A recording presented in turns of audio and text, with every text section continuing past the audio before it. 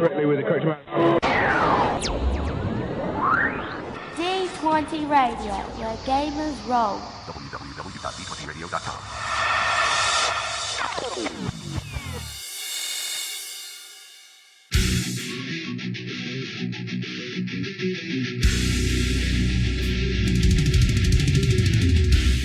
Welcome to Me and Steve Talk RPGs, a podcast where me and my friend Steve try and help you get the most out of your role-playing game experience.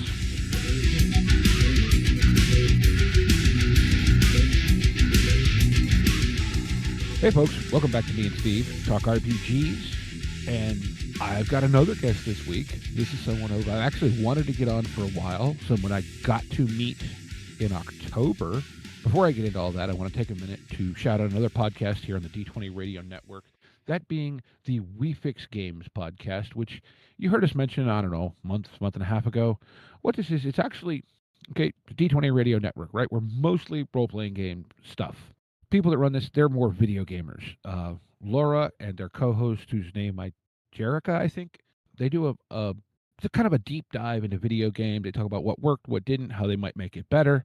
You know, it's part thoughtful critique, part chaotic brainstorm, plenty of laughs, hot takes, and a decent amount of cussing. So come for the plot holes, stay for the unhinged redesigns is their pitch. So yeah, if you want to check them out, again, it's called We Fix Games. It's on the D20 Radio Network. And if you want to find out more about that, I think the website is still under construction, but there's a link in our show notes to the Discord channel where there's links to all the podcasts on the network. So check them out. It's a good show, good people. I've met Laura. Great fun. So this week, I have the fun of being joined by the creator of a game that up until about a month ago held a rather unique distinction for the Me and Steve podcast, and that was that, to my knowledge, it was the only title to ever get stolen in Game of the Week. Because, I'm going to say, 2.5 years ago, we were doing a show, and I was planning to use it, and I had a guest steal it out from under me. And that game is Neon Lords of the Toxic Wasteland. And this week I'm joined by the creator, Brian Shutter. Am I pronouncing your last name correctly? That is correct. Yes. So welcome to Me and Steve, Brian. Well, thanks for having me. Yeah, I mean, I got to play the game, I don't know, 1.5 years ago, and then I got to meet you in October, and I've talked about it a time or two on the show. I would say system-wise, it's not particularly unique, but it's your setting and the attitude that set it apart, in my opinion. So where do you kind of start with an elevator pitch for what is Neon Lords? So the big elevator pitch is it's Judge Dredd, Robocop meets GWAR and the Toxic Avenger. Is kind of like that, like to kind of hit all the key like pop culture points. But yeah, it's a BX basic edition of D&D like rule set with a few extra added little bits from Dungeon Crawl Classics and stuff added on top of that, like rule-wise. Mm-hmm. Now, it's another thing, and I'm going to say this out of the gate here and I know you'll get the reference. This book, and I do have a copy of, and I won't pick it up and show the camera because, well, we don't do the video thing. I have a copy of the Total Carnage edition, which technically is like kind of the special edition, second printing kind of thing. Is that? Yeah. Yep. So I have that. This book is up there, in my opinion, as one of the 2 top books in my RPG collection that drips attitude. And the other book in that contest is Cyberpunk 2020. Oh, perfect. Which, like I said, I know someone's going, you're not saying it's the best. Well, look, to me, in that comparison, that's a really high bar to compete with. Yeah, I mean, I'm happy with that. That's one of my favorite books of all time. Well, and you open that book and you flip through it, and the text, the art, everything just oozes the attitude that they want you to have playing the game. And I had gotten to play Neon Lords a while back. I was thinking about running it at our Gamer Nation Con that we do in April every year in Texas. And I was getting down to the time where I needed to get stuff, written and set up. And I thought, I'm kind of known for bringing weird and unusual stuff. I'm like, well, Neon Lords is perfect. And then I opened the book and I started going through it and I went, this is perfect. The problem is I didn't leave myself enough time to do something and to be able to give it what it deserves. Right. And But like to me, it's like you said. There's the wrestling kind of. The other thing I love about it, and I don't know if this was your intent, but it's kind of a game that internally seems to take itself quite seriously, but from the third person is just over the top, bizarre, gonzo, like I don't know. This is weird, dual layered fun to me for it. Yeah, you nailed it. Yeah, it's like in game they have like it's very serious and they have no idea that they're the butt of all the jokes, right? Right. Well, like what? Randy Savage is a deity. Yep. Yeah. So like the basic idea was you always think about like, oh, in the far future, and they're gonna look back at us, like what are they gonna think about, right? Like what are they gonna interpret as, like holy people and all this stuff. So it's like, well, what if like they got their hands on like a wrestling tape and then like because like I mean it's very Greek tragedy, right? It's very like Mount Olympus style like drama and everything when it comes to wrestling. So why wouldn't it like, kind of have that godlike flair, I guess. No, I think it's cool, and like I said, it really like I don't even know where to. Yeah, it's a Mad Max Judge Dreddy kind of post-apocalyptic thing, but like you've got well now is the and I forget what they're called, but I know I played one. I know you have the ape people. Was that a I know that's a thing in the Judge Dredd universe. Is that where that inspiration came from, or was that Planet of the So Apes, or Ape Warlord is actually a funny story because there's this it's like a clothing brand called Black Rainbow BL like it's like with all the vowels out of it like BLKRNBW.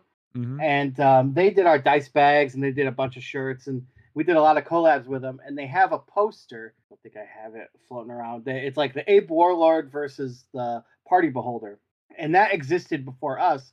And Black Rainbow asked me if I would stat both of those up for Neon Lords. So the Ape Warlord was actually like not my idea, and it just ended up staying in the game. But I mean, yeah, like Planet of the Apes, massive inspiration for me. Mhm. I love those. Like the old ones are awesome. Yeah, so I mean, where did the inspiration for Neon Lords overall come from? Like, because it is not that there aren't other games that are but it's like I said, with the attitude that the book drips, it's like its own level of thing. Right. Yeah, I mean, that's the big thing. Like I wanted to I mean, vibe sells the game, right? Like rather than I mean, dice can be rolled like any certain amount of ways. The rules realistically don't matter a lot of times in games nowadays. I feel like the vibe sells a game more than like the mechanics do for the most part, but that was a weird tangent about it. But Right. the originally I wanted to make Masters of the Universe style game where everybody was He-Man. But then it's like back to rules actually like game design, you can't have a party of all He-Mans cuz you would never get anywhere. You need the diversity of a adventuring party.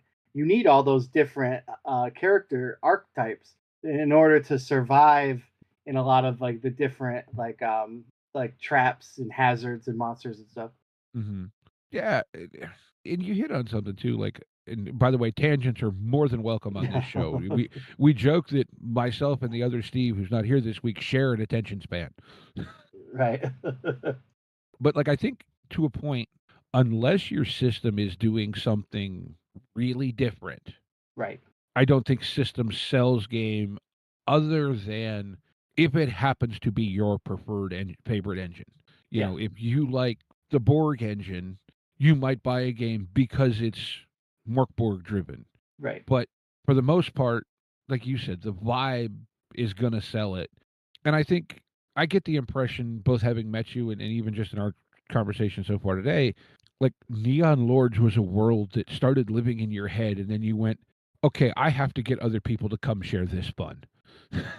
Yeah, it was like we were playing 5e and then we got to 10th level and I was just kind of had the D&D fatigue and I was like, well, I'm just going to make my own game.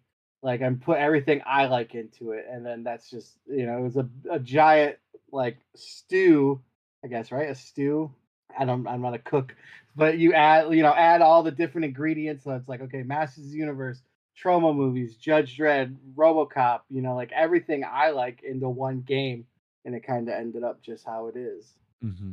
Now, I thought I overheard you at PGX say you actually started writing this in a guard tower while you were still in the active duty military? Yeah, so the D&D campaign actually was on deployment.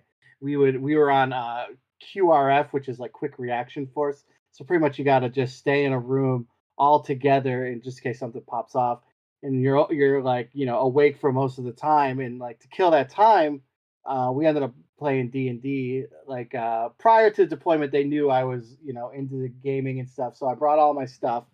But like they embraced it.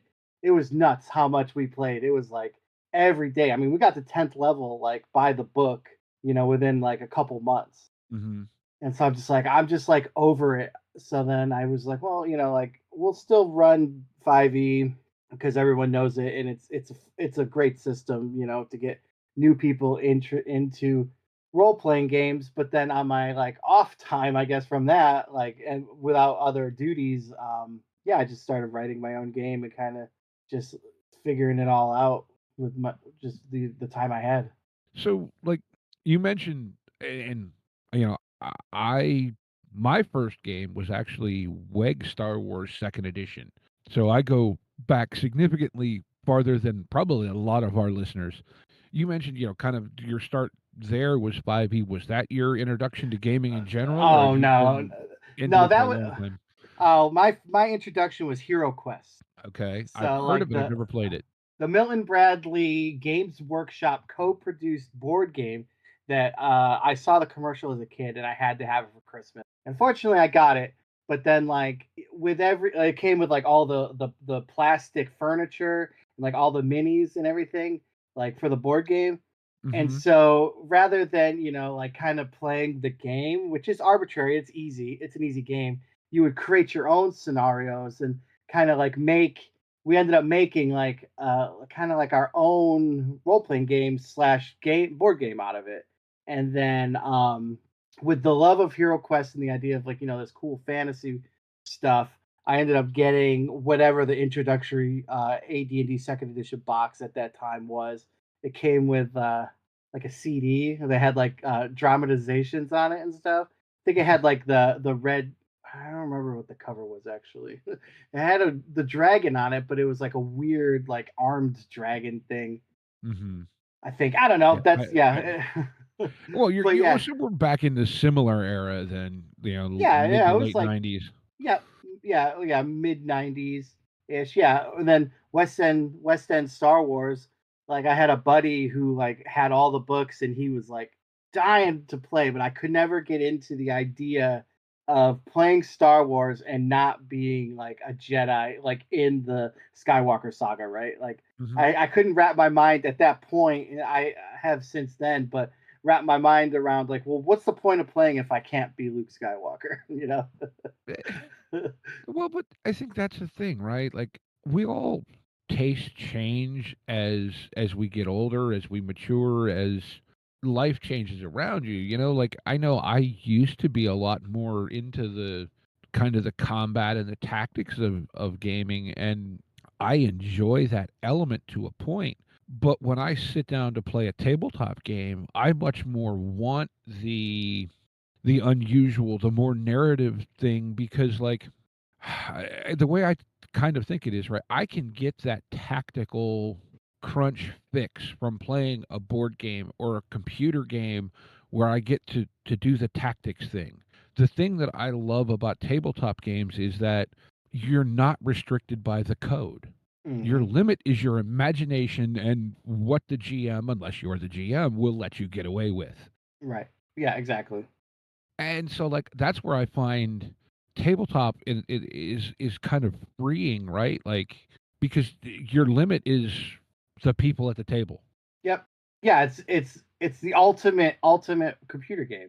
In a way, except, like, for me, and I've told some people this, I think, so I don't want to particularly get into a discussion of what everyone thinks of fourth edition D&D, but 4th edition D&D, I hated it as a role-playing game because, and okay, I've heard people say that, including I think Owen Casey Stevens has said that he feels like if 4th edition had been sold as something else, it would have been regarded as a great game.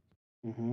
But because it was such a drastic departure from what we knew in 2nd and the evolution to 3 and 3.5, and then this other thing came along that was, in my mind, very much trying to take the MMO craze that was ginormous at the time and translate it to a tabletop game. That's where, for me, I didn't get my do the weird thing fix. It was very much abilities and once per combat, mimicking the cooldown cycle of abilities on games like World of Warcraft or whatever. And like, I don't know, that for me, and I'm not knocking anyone else's taste, that's not what I come to tabletop for. Right. And I think you have designed a world, a setting here that like went, all that weird stuff that you go, well, that'd be fun. Yep. Yeah. Yeah. Yep. Exactly. So you know it obviously much better than I do, being as you wrote it. Do you want to give people just kind of an overview of like some of like the player character stuff, because you've got some really unique stuff there and like some of your species and whatever. Yeah, so we could start from the very, very beginning, right? So the Neon Wars of 1992 happen and sets the globe, Earth as it's called, into what is called the bogus age, to where it's like a new neo dark ages for millions of years. And then, then aliens come, and like all this other stuff starts happening. Magic comes to the planet, which is now Earth, URTH, and then it's the dawn of the gnarly age. So the game is set within some time. There's never a specified like timeline. It's kind of all vague. Mm-hmm. So we're in the gnarly age where Earth exists, and we are in the continent of Neoterra XX, which is comprised of 3 mega cities: Detroit Prime, the Kingdom of Miami, and Nueva Angeles, and everything in between those 3 mega humanoid like settlements is Wasteland, with like humanoid settlements here and there, and all these other crazy things in between. So the basic premise is you are a scumdog adventurer who needs to pay rent for your apartment and like all that stuff, but you do it via adventuring, like trying to make money, finding like weird ancient artifacts, and taking jobs for the government that like they would have to disavow all information of, like the jobs that are too dirty even for like the corrupt government to do. They hire scumdogs to do them. So then from there, all the different scumdog classes, you have the Bruticorn, which is a bicorned unicorn, like a descendant of the unicorn, who is half mechanical, half bicorn, because they got involved in bicorn gang wars. That I know it goes deep. That they ended up, getting like disfigured and everything in the battles, and deemed not worthy enough for the gang, so they get ousted from the gang, outfitted with cybernetics, and now you're a scumdog. So bicorns are bipedal centaur unicorns Bipedal, yeah, I guess that would be right. with cybernetics. With cybernetics, with two horns though. And this is what he leads off with. I love Yeah. it. Well, that's why B. I'm trying to like think alphabetically, and then there's the Cosmic Barbarian, which they're the dual wielding class, and to get to their barbarian rage, or juiced out as we call it, they snort a space rock and get high off it, and that's what triggers their berserker rage, if you will. Cyber skins are cybernetic Ronald Reagans that were laid dormant in the like the underground, like in the Earth's core for millions of years, and one day they all became like sentient and online, and they have like no purpose but to just be scumdogs. And there is, what's another good one? I'm trying to think. There's the Heather. The Heather's like a all female hits like super soldiers from Vietnam 2 The Revenge that they brought back online to do other like other jobs and fighting wars and stuff, and they turned into scumdogs, of course, because at the end of the day, rent needs to be paid and food needs to be bought. So much just feels like it grew like out of like those. How do I want to say this? There's those movies that were made that were actually pretty good. I mean, they were kind of cheesy, whatever. And then they made the sequels that got progressively Yeah, they jumped the worse. shark. Like, okay, like one of my favorite films, kind of in this, like Lake Placid, the original Hmm. with Betty White and whatever. Great film. Not like a cinematic masterpiece, but it's absolutely wonderful. Then you get to Lake Placid 2, which is not very good. Then you get Lake Placid meets versus Anaconda, which is just this bizarro like sci-fi channel B movie intentionally made that way. And it feels like you took some of these like that spirit and went, what else weird can I mash into this idea and make it fun? Oh yeah, definitely. Yeah, huge B movie inspired fan for sure. Like I don't even really know where to go with this because it's just it the whole book, it's got like flavors of like I know a couple of the adventures that like I think there's some stuff that's like in the book and some of the stuff that's like kind of included in the dust jacket of the edition that I have and whatnot. Like also has kind of these like escape from New York type vibes and like so Hmm. it very much was this world kind of your imagination of what might happen if the current world's knowledge of our history was from finding WWF tapes, and I'm using WWF intentionally because of the era, Yeah. and like Teenage Mutant Ninja Turtles crossover videotapes or Yeah, something. absolutely. Yeah, so that's the big thing, like how it's like justified in the book is the Chrono Sages, they like have the ability to use the sacred smoke and peer back into time past the neon wars and kind of see things kind of like an oracle would show them, and they see like our world and they interpret it, and then like that's kind of how that fleshed out society into the future. So it's like a little bit of Ready Player One, where like everybody in the future in Ready Player One is obsessed with the 80s because like Holloway, the guy who made the Oasis, was obsessed with the 80s. Hmm. So it's kind of like that basic idea too. Okay. So, I mean, what for anyone who hasn't played it, and I'm sure, relatively small numbers of our audience may have experienced this game, but like aside from all the gonzo we've talked about, what what would people expect if they decide to play this game with their friends other than 80s 90s inspired craziness? The big thing is it's like a beer and pretzels game, so you don't have to take it seriously, and it's great for one shots. But a campaign it can very well happen as well. Like that's not a problem, but just to have fun, just to sit around the table, not worry about encumbrance or like anything, and just have fun, roll dice, and drink energy drinks or beverages of your choice with your friends, and just you know realistically it's a game, right? And with a game, the main thing that you want to do is have fun. I know I said it like 5 times, but it's like that's like the rule of all of it. Like I want to play a game and enjoy myself. I don't want to play a game and get mad and get frustrated. Well, it also feels like with all the gonzo, it's also got some kind of because of the world context, like it's got some grit to it too. Like again, like you said, Judge Dredd, which is kind of a gritty, grim thing in a lot of ways. And I don't know, for my personal style, like this kind of both gonzo and gritty, even though in some ways they seem opposite, actually meld really well, and I have a lot of fun with it. And I think if you're someone whose brain works that way, this is a great system, I would think, for someone who's kind of improv heavy because the system itself is reasonably light. The theme is so wide open that, oh, wait, this would be cool. I'll do that. Yeah. Yeah, that was definitely intentional because I wanted to make a world where you could do a Mad Max game, and you could do a Judge Dredd style game because you could just never leave the mega cities. There's a ton of stuff there.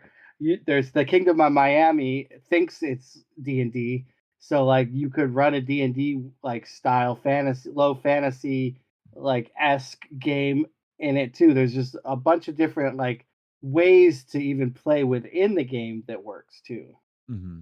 So Los Angeles, Miami, obviously coastal thing.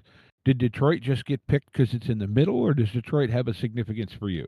Well, I mean, Detroit is all in it. It's in like every '90s movie, late '80s, early '90s movie. Always ends up taking in place in Detroit.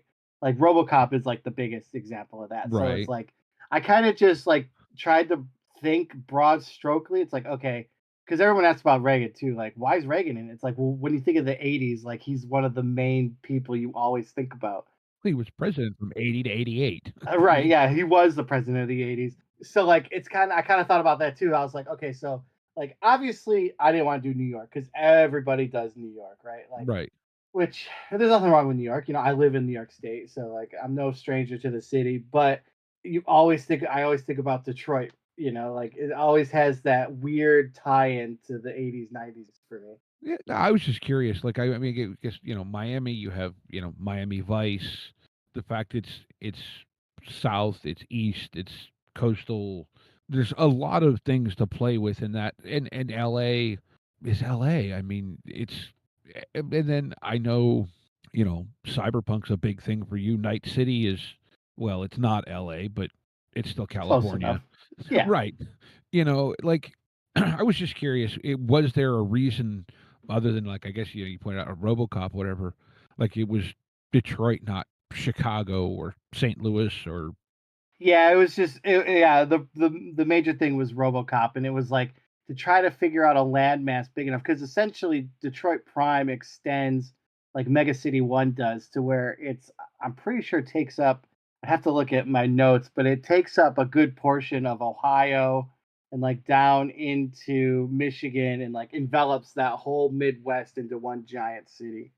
okay, okay, Well, logically, if you really think if a neon war happened, DC and New York would have been obliterated, like the whole Eastern Seaboard. I mean, that's thinking way, way, 5+ years after writing it. I just thought of that, but well, I no, but mean, and the what do you want to say? There was a lot of going with where you kind of started your timeline. I mean, as an '80s kid, right? Like that. They're gonna, the Russians are gonna nuke us, and half of whatever is gonna just not be there. yeah, That yeah, was, exactly. I mean, looking back now, was it maybe a little bit unrealistic? Yeah, but it wasn't at the time, or at least it Nope, wasn't in the social consciousness. not at all. That was a big thing. Was yeah, that it was in entertainment too. Look at how many movies have the Russians as the bad guys, and Hmm. then I mean Rocky Four being like the ultimate showdown of East versus West. Yeah, I guess that East. Red Dawn. Yeah, Red Dawn.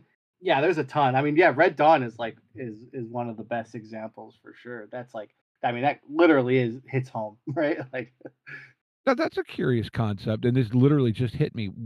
Could you do like do the mega cities have like scout parties or scout armies that go out to like do stuff where you could play a Red Dawn type game against a mega city force?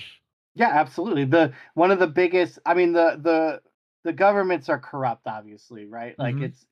it's got that cyberpunk, high tech, low life kind of feel where every mega everything that's in charge has turned into this corrupt system where the little guys always in the grinders.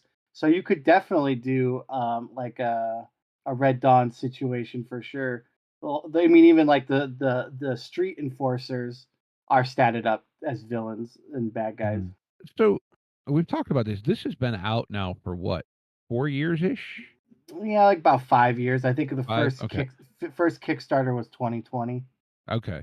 I wasn't sure. I know I've been aware of it, like I said, for around the 3 to 4 year mark. Yeah, I know, in addition to you've done some printings or alternate editions. I know based on what I've seen on your Discord channel and all that, you have a lot of kind of small supplements, adventure type stuff that you've put out. Yeah. Now, is that are you primarily the? I mean, obviously you're the original creator, but do you have like a group of people that work on that, or is this pretty much all your stuff, or do you have like a community thing that you kind of sponsor, whatever? Um, a little bit of column A, a little bit of column B. So if it's a like official first party release, I only write. I can't afford anybody else, right? Like at this point.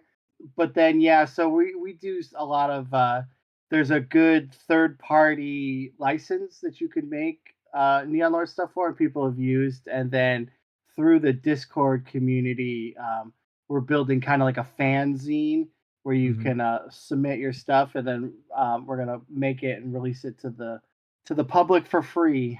Okay, okay. So obviously, kind of a small press thing, right? Yeah.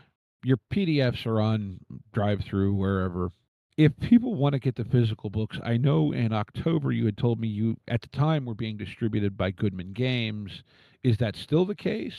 No, so Goodman and I have parted ways in January with for a good reason. Not like it was amicable. I got picked up by Exalted Funeral to Okay. co-publish. So Goodman only did the distribution, and they and he's got his own thing going on. You know, like a lot of Yeah. stuff going on over there. So Exalted, I talked to Exalted, and then they're gonna co-publish the book. So then the third printing of the book, it's kind of there's a kind of few copies floating around here and there, but the main bulk of it around November is going to be through Exalted. Okay. So if you're, and I'm pretty sure they do distribution to Yep. game stores and whatnot. Okay. Yeah. I'm familiar with them as the website, and I've got a couple things through them. I think Hell Knight shipped through them. I know the Monty Python game was published through them. Yep. Um, and they're kind of a cool. I guess they probably tend more toward edgy stuff in a way, but not necessarily edgy just for the sake of edgy. Yeah. Yeah. You nailed it. Like edgy look, aesthetic, but it's not Lamentations of the Princess, right? Or Flame Right, Princess. right. Edgy in an art sense more than content sense, I guess is a Yeah. better way to say it. Yep. Um, and what else do you want to tell people about this game? Because, like, I own it. I've had it for a while. Like anyone who's into RPGs, we have stacks of books as tall as we are that we're going to read and use. We want Hmm. to read and use, but then that crazy real life thing gets in the way, and you don't get to.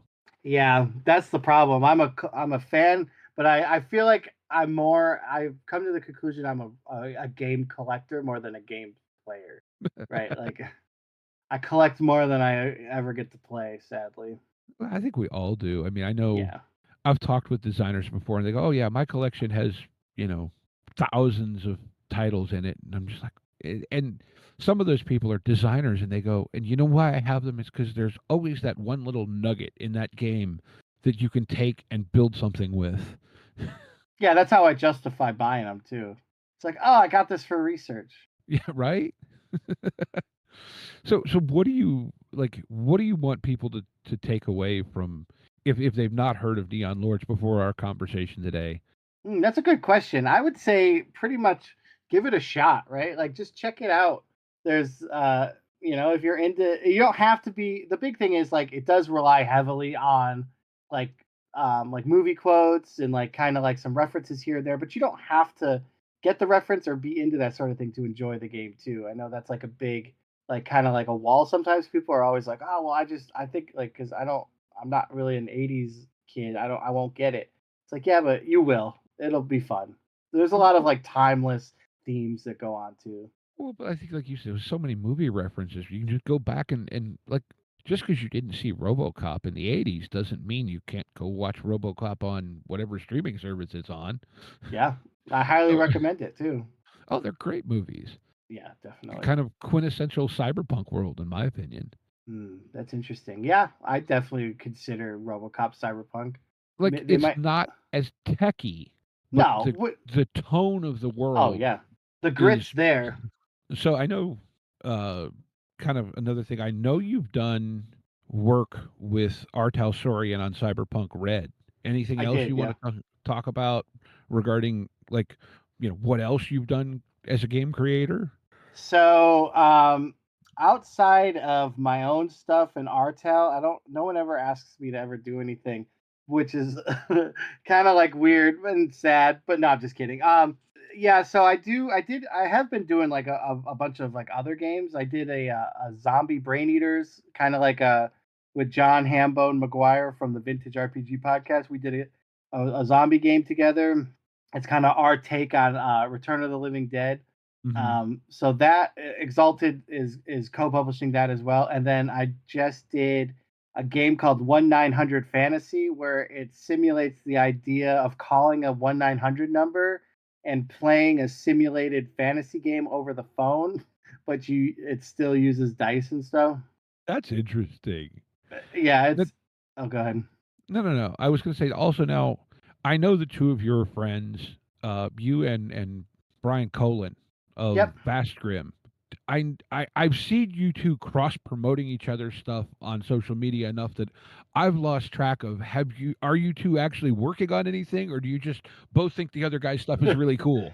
No, so so he did a skirmish tabletop game based on the Forbidden Psalm rule set called Skirmish, and I talked him into letting me do a Neon Lords version that got attached onto his project. So when you back it, you can get the Neon Lords version as well. Okay. Like I said, I got to meet you both literally the same weekend, although I had gotten to talk to Brian for the show, like, I don't know, 3 weeks before that or something. But yeah, you guys both kind of have that vibe of, look, I made this thing, come share my fun, which Yeah, is the exactly. thing that that to me is the spirit of, I'll call it indie RPG. Yeah, like it's.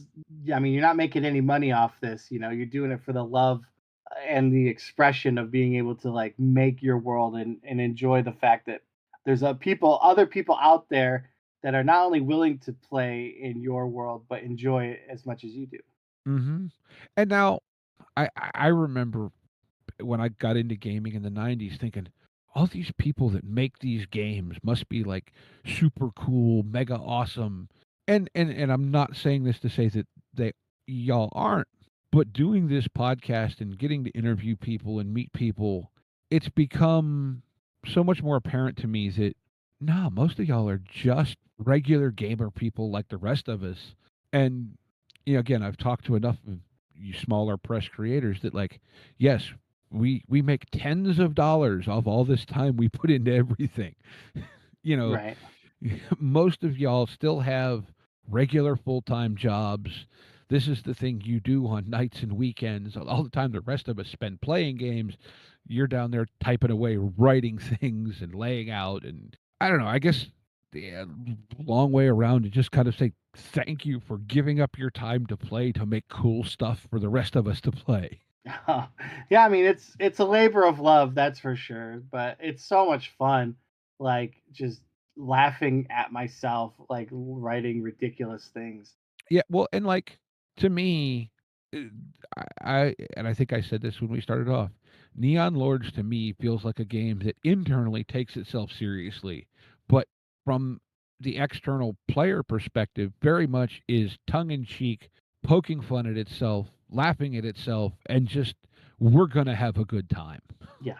Yeah, that's the perfect way to put it for sure. So, you have anything else you want to plug? Anything like that? As far as social medias, websites.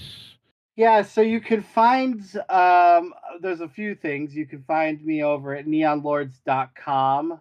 It's kind of like a hub, I believe. I don't know. I haven't really I got a guy who does all that for me. I know But that feeling.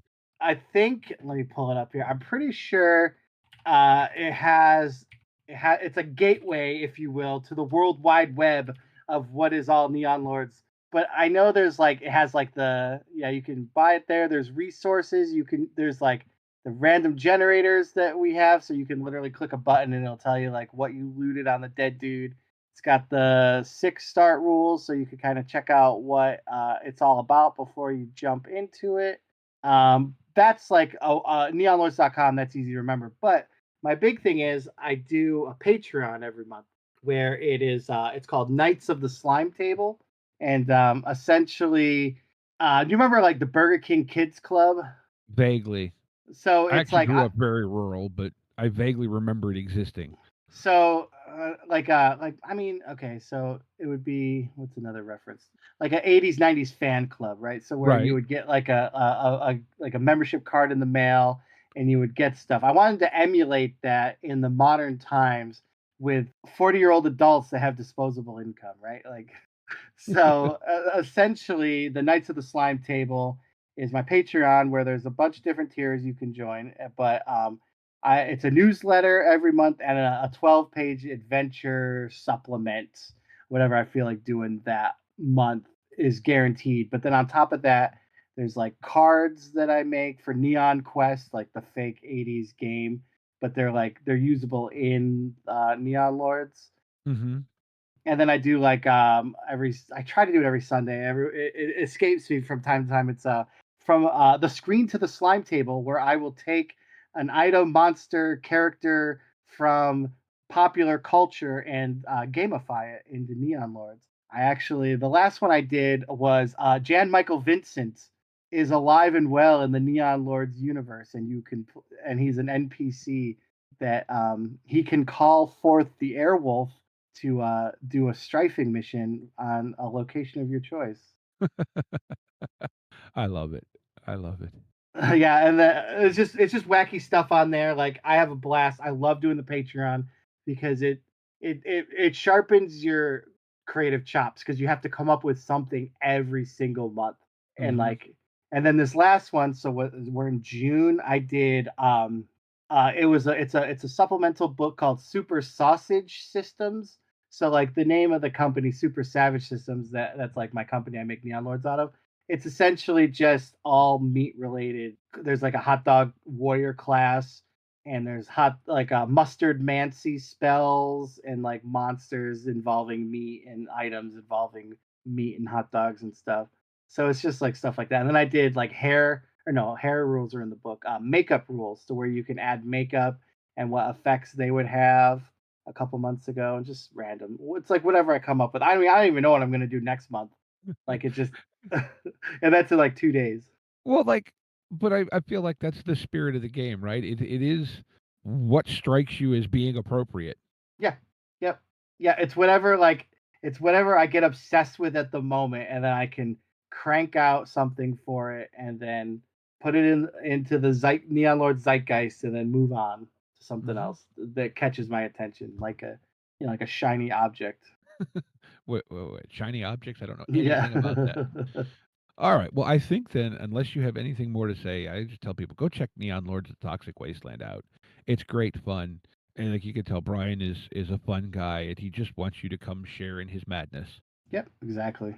So I think with that, unless you have anything to add, it's time to move to Game of the Week. Nope, that's my spiel, is the book and the Patreon. Other than that, All righty. Game of the week. Game of the week. So I've kind of briefed you on how Game of the Week works. Would you like to go first? You want me to go first, and you can kind of listen and get a little more of a feel for it, or sure, yeah, go for it.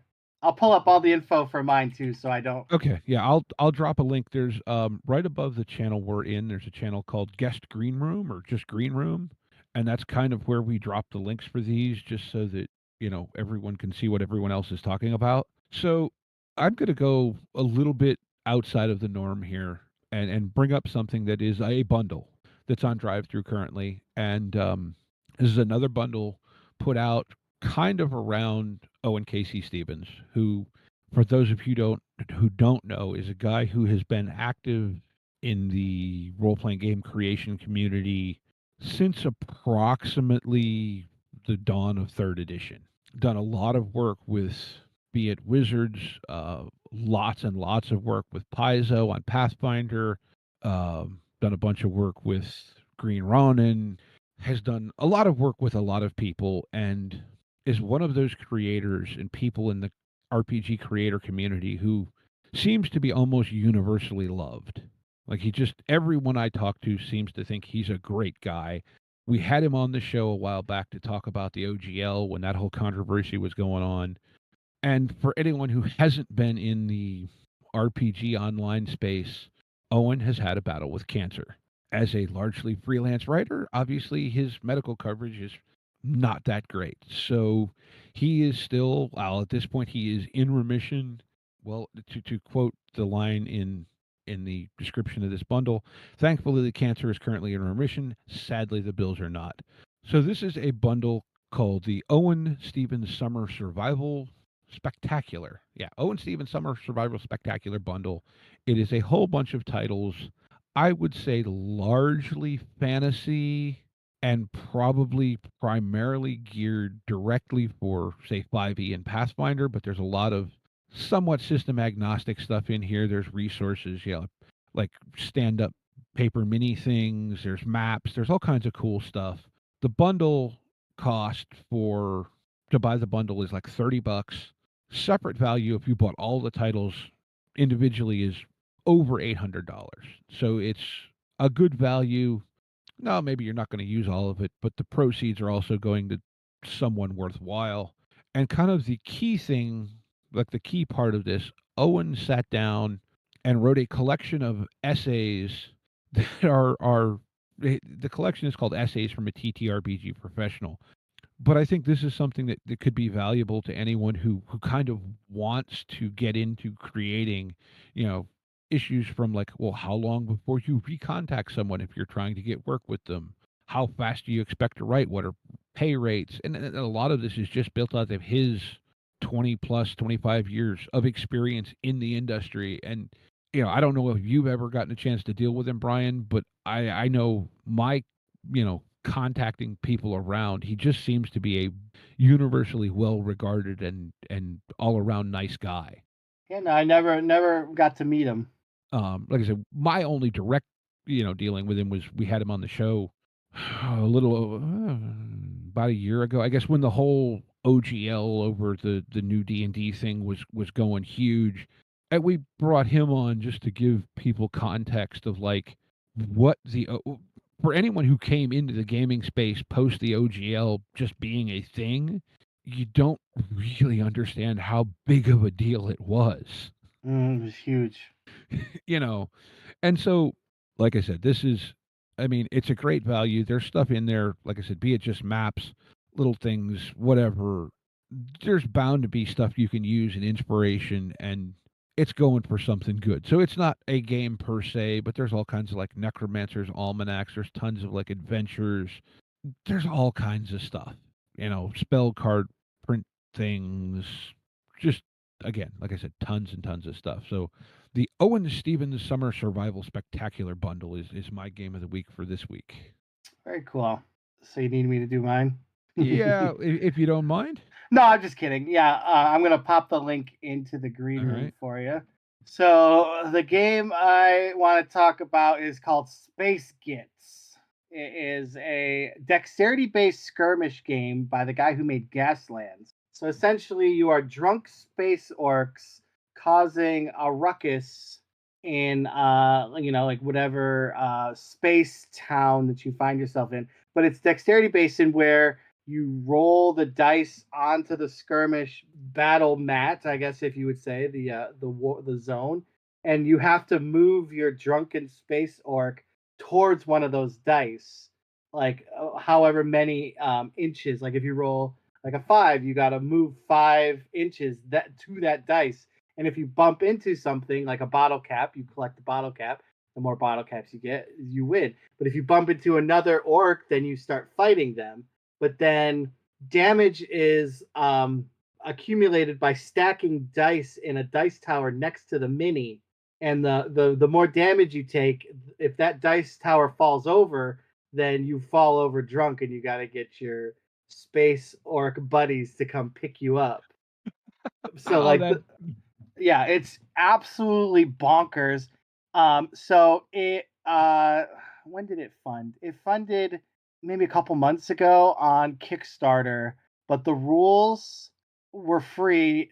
They probably still are. He had a free rules to show you how to play, and yeah, there's a quick start rules that you could still get on here. It's got a third party license already to where you can make your own um, game using the he has a name for the system. I don't remember it off the top of my head.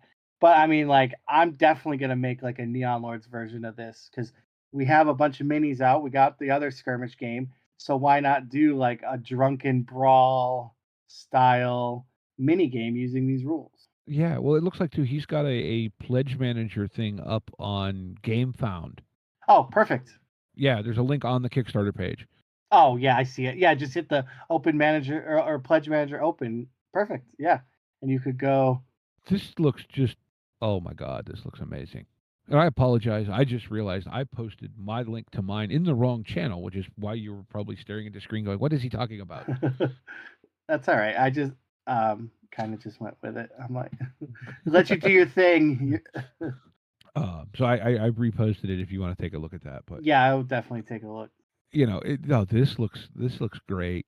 Oh, Yeah, gosh. I'm super excited. And then, like, of course, there is a Judge Dredd looking unit of space orcs dressed like Judge Dredd. So I had to, I was like, well, it looks like I'm playing that faction. Like, he already had my number before I even pledged. Mhm. But yeah, so like I'm super excited for this game, like enough to where like I want to build something with the system. Mhm. That's cool though. This looks. I love the idea of it using how you physically roll the dice as part of the game. Yeah. Yeah, so I know he talked about it, which like is mind blowing to me because I thought I was the only one who appreciated it. So Warhammer Quest Silver Tower, if you're ever familiar with that board game, No. there is like there's like what are they called? I can't remember off the top of my head, but there's like encounters and like events that happen, and one of them involves you stacking dice where it's stacking d6s to where you have to visibly see at least one pip, and if it falls over then you lose. But like that was the inspiration for this game, was that one takeaway from Warhammer Quest Silver Tower, like, was awesome because I was like, man, like I thought about that all the time. Like, how can I would love to. I love the idea of incorporating more dexterity based things into gaming. I just like the fact that they took something that was just a thing you did and made it part of the game. Yeah, it's beautiful. It's a beautiful thing. All right. Well, boy, that's a cool one. I like that a lot. So, I guess at this point, thank you for coming and taking the time to talk about your game Oh, of and course. share your passion for it, because I say it all the time, but that's the spirit of these, small indie stuff is the come share my fun. Yeah, And 100%. I love this gonzo retro 80s, 90s thing that you've built. And I really need to sit down and give it the attention I need to take it out and show it to some people because it's too damn cool not to. Oh, I appreciate that.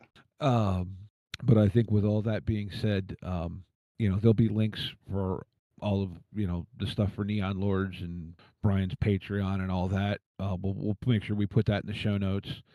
There's also links to our email, our Discord. I know Brian has a wonderful Discord community. I'm on there. I don't get to read it because I'm a Discord addict. I have way too many channels to that.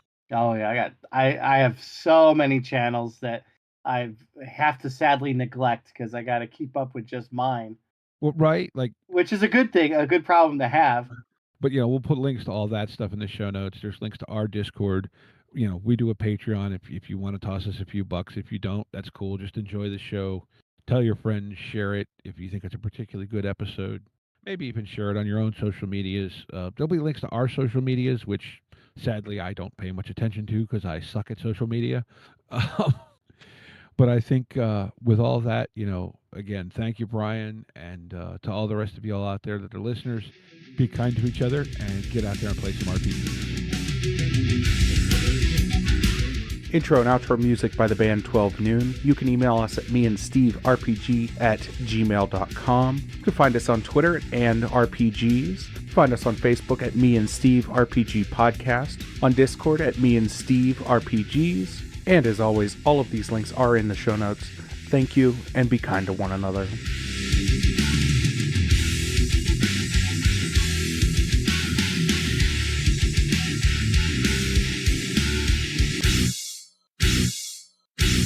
How much for the cigar? Cigar, $20, dog. You gotta go down the street to the store and buy that.